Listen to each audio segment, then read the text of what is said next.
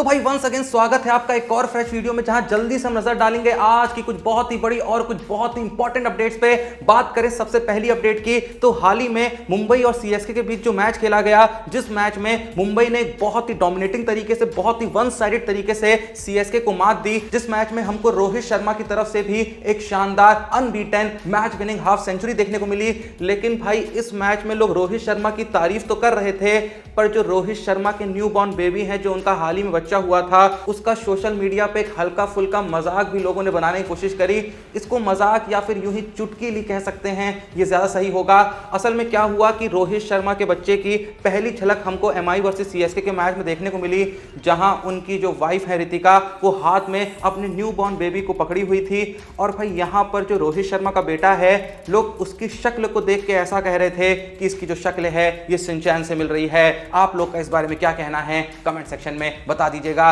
खैर, इस मैच के बाद हरभजन सिंह ने सीएसके मैनेजमेंट को एक नसीहत भी दी, जहां उन्होंने एक बहुत ही कंट्रोवर्शियल स्टेटमेंट देते हुए कहा कि आज जो सीएसके का हाल हो रहा है, उसका सबसे बड़ा रीजन ये है कि सीएसके ने सुरेश रैना को बैक नहीं करा और उनको मजबूर किया आईपीएल से रिटायरमेंट लेने के लिए। इवन हरभजन सिंह ने यह भी कहा कि सुरेश रैना को तो असल में आने वाले वक्त में चेन्नई का कैप्टन होना चाहिए था। अगर एक बार एमएस धोनी कैप्टनसी छोड़ रहे थे, तो उसके बाद रैना को सीएसके की कप्तानी संभालनी चाहिए थी, क्योंकि रैना लगभग 15 साल तक सीएसके के वाइस कैप्टन रहे। तो ऐसे में धोनी के जाने के बाद या धोनी के कैप्टनसी छोड़ने के बाद वो सुरेश रैना होने चाहिए थे, जिनको सीएसके कप्तानी करनी चाहिए थी। और देखो भाई, ये चीज मैंने बहुत लोग को बोलते हुए देखा है, बहुत लोग इसी बारे में कहते रहते हैं कि सुरेश रैना के साथ सीएसके ने गलत करा, सुरेश रैना को बैक करना चाहिए था। जब से सुरेश रैना गए हैं, सीएसके का हाल बेहाल हो चुका है। जब तक सुरेश रैना सीएसके में थे, तो सीएसके हर बार प्लेऑफ में पहुंचती थी, लेकिन जब से सुरेश रैना गए हैं, 5 में से सिर्फ एक ही बार सीएसके जो है वो प्लेऑफ में पहुंची है। देखो, ये जो तथ्य हैं ये सही हैं, लेकिन यूं ही हवा में कह देना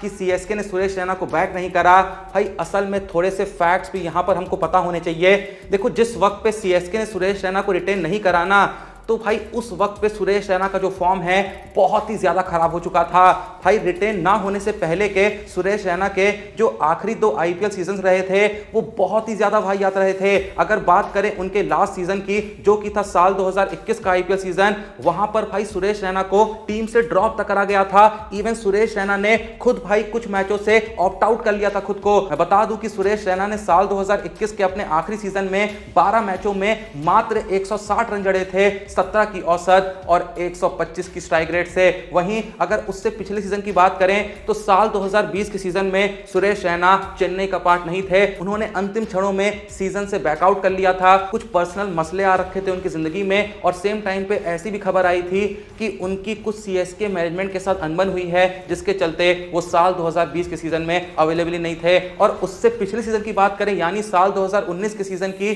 तो वहां भी सुरेश रैना की परफॉर्मेंस बहुत ही भाई निचले स्तर की रही थी। 17 मैच में वो पार्टिसिपेट करे थे और उनकी एवरेज मात्र 23 की रही थी, और स्ट्राइक रेट भी एकदम वाहियात रही थी, मात्र 121 की। भाई जो सुरेश रैना हर सीजन में लगभग 140-150 की स्ट्राइक रेट से भर भर के रन मारते थे, ना ही उनके आखिरी के 2 सीजन्स में उनके बल्ले से रन निकल रहे थे, और जो रन निकल भी रहे थे वो इतने स्लो निकल रहे थे कि कहीं ना कहीं इस बात की हिंट मिल गई थी कि सुरेश रैना अब खत्म हो चुका है। और भाई यहां पर सोचने वाली बात यह है कि भाई उस ऑक्शन में चलो सीएसके ने सुरेश रैना को पिक नहीं करा, लेकिन भाई इतनी सारी टीमें थी, कोई और टीम तो पिक कर सकती थी ना। भाई असल सत्य यहां पर यही था कि किसी भी टीम को सुरेश रैना में इंटरेस्ट नहीं था। हर टीम ये मान चुकी थी कि सुरेश रैना अब वैसे रही नहीं है जैसे कि एक वक्त पे हुआ करते थे। तो देखो, एक इमोशनल एंगल से देखने पर यह लग सकता है कि चलो बाकी टीमों को इंटरेस्ट नहीं था, लेकिन रैना इतने साल तक सीएसके का पार्ट रहे हैं, इतनी उन्होंने मैच विनिंग नॉक्स खेली हैं, सिर्फ उसलिए ही उनको अपनी टीम में शामिल कर लेते। पर भाई देखो, हर चीज को ऐसे नहीं देखा जाता है। जब भाई पिछले ही सीजन में सीएसके ने कई मैचेस में रैना को ड्रॉप करा हो, रैना मात्र 160 रन मार पाए हो, और जहां भी डोमेस्टिक क्रिकेट खेल रहे हो, हर जगह उनको देख के ऐसा ही लग रहा हो कि भाई अब इनके बस का नहीं रह गया है, तो सिर्फ भाई इमोशनल होके किसी प्लेयर को टीम में रिटेन नहीं किया जाता है। मैं जानता हूं कि इस चीज को लेके सबके अपने अलग अलग मत हो सकते हैं, पर फिर भी मैं यहां पर कुछ फैक्ट्स आपके सामने रख रहा था, ताकि आने वाले वक्त में जब भी आप इस चीज पे बात करें या फिर जब भी आप किसी ऐसे माहौल में बैठे जहां लोग बस यूं ही हवा में बोल दे रहे हो कि सीएसके ने रैना के साथ गद्दारी करी, तो कम से कम आपको इस बात का पता तो हो कि आखिर ये मसला जो है हुआ क्यों था। भाई तुम्हें बस यहां पर एक सिंपल चीज याद रखनी है कि सीएसके को छोड़ के किसी भी टीम ने रैना पे एक बार भी बिडिंग नहीं करी थी, एक बार भी किसी टीम ने हल्का सा भी ये दिखाया नहीं था कि वो रैना को खरीदना चाहते हैं। तो कहीं ना कहीं यहां पर सबसे बड़ी वजह थी रैना का वो बहुत ही खराब फॉर्म, जो कि उन्होंने सिर्फ पिछले सीजन में नहीं पिछले 2 सीजन्स को मिला के ये प्रूव कर दिया था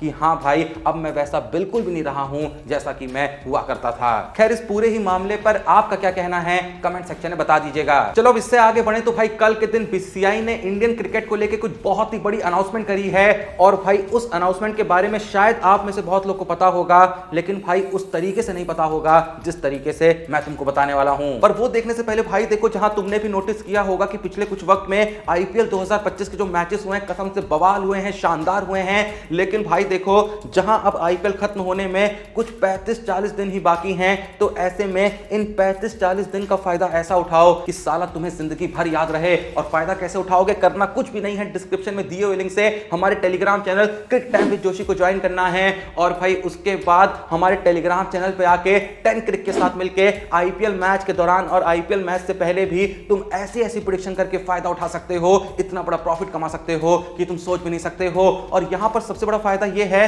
कि भाई तुम्हें जैसे मैच से पहले नहीं बताना है कि भाई मुंबई और एसआरएच का मैच हो रहा है तो कौन जीतेगा, तुम भाई मैच के दौरान या फिर इवन 5-4-3-2 1 ओवर ही बचे हो तब भी तुम यहां पे प्रेडिक्ट कर सकते हो कि भाई चलो अब मुझे लग रहा है ये टीम जीतेगी तो भाई यहां पर मैं इससे प्रेडिक्शन करता हूं। इतना सिंपल और इतना इजी है, बस तुम्हें ऐसे ही सिंपल प्रेडिक्शन करनी है और भाई चलते हुए मैच में मैच देखते देखते पैसा भी बनाना है। भाई 10 क्रिक के ब्रांड एम्बेसडर मैं फिर से बता रहा हूं हरभजन सिंह हैं, तो सोचो मत कि भाई यहां पे कुछ गलत भी हो सकता है। एकदम ऑथेंटिक, एकदम सेफ, एकदम सिक्योर है, सब चुटकियों में होता है। और भाई पूरी जो हिंट है, पूरी जो मदद है वो हम अपने Telegram channel Cric Time with Joshi पे आपकी करते हैं, वहां पर हम डाल देते हैं कि अभी भाई ये प्रेडिक्शन कर सकते हो, बाकी आप अपना दिमाग लगा के अपनी प्रेडिक्शन करके भी प्रॉफिट बना सकते हो। तो जल्दी जाओ चेकआउट करो हमारे Telegram channel Cric Time with Joshi को और आईपीएल 2025 के हर मैच को 10 क्रिक के साथ यादगार बनाओ। हाँ तो भाई जैसा मैं कह रहा था कि कल के दिन बीसीसीआई ने एक बहुत ही बड़ी अनाउंसमेंट करी है। फाइनली उन्होंने यहां पे जारी किया है बीसीसीआई कॉन्ट्रैक्ट फॉर ईयर 2025-26। और भाई अगर हम इस सेंट्रल कॉन्ट्रैक्ट को देखें तो ग्रेड ए प्लस में जहां 4 इंडियन प्लेयर्स दिखाई पड़ते हैं, रोहित शर्मा, विराट कोहली, जसप्रीत बुमराह और रविंद्र जडेजा। ग्रेड ए में जहां हमें 6 प्लेयर दिखाई पड़ते हैं, मोहम्मद सिराज, केएल राहुल, शुभमन गिल, हार्दिक पांड्या, मोहम्मद शामी और ऋषभ पंत। ग्रेड बी में जहां हमें सूर्य कुमार यादव, कुलदीप यादव, अक्षर पटेल, यशस्वी जायसवाल और श्रेयस अय्यर देखने को मिलते हैं। वहीं ग्रेड सी में रिंकू सिंह, तिलक वर्मा, ऋतुराज गायकवाड़, शिवम दुबे, रवि बिश्नोई, वॉशिंगटन सुंदर, मुकेश कुमार, संजू सैमसन, अर्शदीप सिंह, प्रसिद्ध कृष्णा, रजत पाटीदार, ध्रुव जुरेल, सरफराज खान, नीतीश कुमार रेड्डी, ईशान किशन, अभिषेक शर्मा, आकाशदीप, वरुण चक्रवर्ती और हर्षित राणा दिखाई पड़ते हैं। यहां पर भाई देखो जो प्रमोशंस हुए हैं इस नए बीसीसीआई कॉन्ट्रैक्ट में वो मैं आपको बता देता हूं। पहले तो ये जान लो कि हर्षित राणा, वरुण चक्रवर्ती, आकाशदीप, अभिषेक शर्मा, नीतीश कुमार रेड्डी और सरफराज को यहां पर प्रमोट किया गया है ग्रेड सी में। पहले इनके पास कोई भी ग्रेड का कॉन्ट्रैक्ट नहीं था, लेकिन अब इनको ग्रेड सी का कॉन्ट्रैक्ट मिल गया है। इवन यहां पर ईशान किशन का भी जो कॉन्ट्रैक्ट है वो रिन्यू हुआ है, उनको भी फिलहाल ग्रेड सी का कॉन्ट्रैक्ट मिला है। श्रेयस अय्यर भी यहां पर प्रमोट हुए हैं सीधे ग्रेड बी कॉन्ट्रैक्ट के लिए। उनका तो एक तरीके से कह सकते हैं कि कॉन्ट्रैक्ट रिन्यू हुआ है, लेकिन उनको सीधे ग्रेड बी का कॉन्ट्रैक्ट मिला है जो कि मिलना ही चाहिए था। वहीं पे ऋषभ पंत का भी जो कॉन्ट्रैक्ट है वो भी प्रमोट हुआ है ग्रेड ए के लिए। तो जहां मैंने तुमको वो नाम तो बता दिए जिनको नया नया बीसीसीआई का कॉन्ट्रैक्ट मिला है, जैसे कि ध्रुव जुरेल हो गए, सरफराज हो गए, नीतीश कुमार रेड्डी हो गए, अभिषेक शर्मा हो गए, आकाशदीप हो गए, वरुण चक्रवर्ती हो गए और हर्षित राणा हो गए। तो यहां पर वो नाम भी आपको बता देता हूं जो पहले तो सेंट्रल कॉन्ट्रैक्ट का हिस्सा थे, लेकिन फिलहाल उनको सेंट्रल कॉन्ट्रैक्ट से बाहर कर दिया गया है। वो नाम है रविचंद्रन अश्विन, शार्दुल ठाकुर, जितेश शर्मा, केएस भरत, आवेश खान, व्यशक, उमरान मलिक, यश दयाल और केवरप्पा। अगर आपके मन में भी यहां पर यह सवाल आ रहा है कि भाई अलग अलग ग्रेड का आखिर क्या मतलब होता है, किस ग्रेड में कितनी सैलरी मिलती है, तो मैं बता दूं कि ए प्लस ग्रेड का अमाउंट होता है 7 करोड़, ए का होता है 5 करोड़, बी ग्रेड का होता है 3 करोड़ और सी ग्रेड का होता है 1 करोड़। बाकी भाई देखो इस पूरे ही नए सेंट्रल कॉन्ट्रैक्ट को देखकर मुझको सबसे ज्यादा खुशी इस बात की हुई है कि फाइनली अय्यर को बी ग्रेड यहां पर मिला है, शायद ए ग्रेड भी दे सकते थे, लेकिन अय्यर फिलहाल सिर्फ ओडीआई टीम का एक कंसिस्टेंट पार्ट है, टी20 उतना खेलते नहीं है, टेस्ट टीम से ऑलरेडी बाहर कर दिए गए थे। तो आने वाले वक्त में अगर वो टेस्ट टीम में भी अपनी जगह बनाते हैं तो शायद बी से ए ग्रेड में जा सकते हैं। पर जो भी कहो भाई, श्रेयस अय्यर की इस कॉन्ट्रैक्ट को पाने की जो जर्नी रही है वो कमाल की रही है। कुछ वक्त पहले उनको सेंट्रल कॉन्ट्रैक्ट से हटाया गया था, फिर उन्होंने रणजी ट्रॉफी 2024 जीती, सैयद मुश्ताक अली ट्रॉफी 2024 जीती, आईपीएल 2024 जीती अपनी कप्तानी में, ईरानी कप जीता 2024 का, और साथ में भाई पंजाब ने उनको 26.75 करोड़ में पिक करा। फिलहाल आईपीएल 2025 के अंदर अपनी कप्तानी में कमाल की परफॉर्मेंस दे रहे हैं, बैटिंग से भी और टीम को भी फिलहाल उन्होंने टॉप 4 में मेंटेन करके रखा है, और इसी का यह नतीजा है कि श्रेयस अय्यर को वापस से बीसीसीआई का रिन्यूड कॉन्ट्रैक्ट मिल चुका है। अब इससे आगे बढ़ते हुए चले नेक्स्ट अपडेट पे। तो भाई जैसा कि आप वैभव सूर्यवंशी के बारे में जानते होंगे, जो कि मात्र 14 साल के हैं, जिन्होंने भाई अपने डेब्यू मैच में पहली ही बॉल पे छक्का जड़ दिया था। वो अलग बात है कि उस मैच में उनकी टीम जीती नहीं, लेकिन भाई उसी मैच से कल के दिन वैभव सूर्यवंशी की एक वीडियो चारों तरफ सोशल मीडिया पे काफी वायरल हो रही थी, जिसे देख के हर कोई कह रहा था कि वैभव सूर्यवंशी कमाल के बैट्समैन तो हैं ही हैं, लेकिन साथ में एक बेमिसाल इंसान भी हैं। इस वीडियो में जैसा कि आप देख सकते हैं कि जब यशस्वी जायसवाल और वैभव सूर्यवंशी साथ में खेल रहे थे, तभी कुछ ऐसा होता है कि जायसवाल और सूर्यवंशी आपस में बातचीत करने आते हैं, और इसी बातचीत के दौरान वैभव सूर्यवंशी का जो पैर है वो यशस्वी जायसवाल के बैट पर टच हो जाता है, और तभी वैभव सूर्यवंशी जो हैं वो जायसवाल को बुलाते हैं और उनके बल्ले पे हाथ रख के उसे अपने माथे से लगाते हैं और कहीं ना कहीं उस बल्ले से माफी मांगते हैं। तो हर कोई फिलहाल चारों तरफ इस 14 साल के लड़के के अंदर जो टैलेंट है उसको तो सलाम कर ही रहा है, लेकिन इसके अंदर जो संस्कार हैं उसको भी सैल्यूट कर रहा है। बाकी से आगे बढ़े तो भाई देखो, जहां अभी कुछ देर पहले हम बात कर रहे थे सीएसके की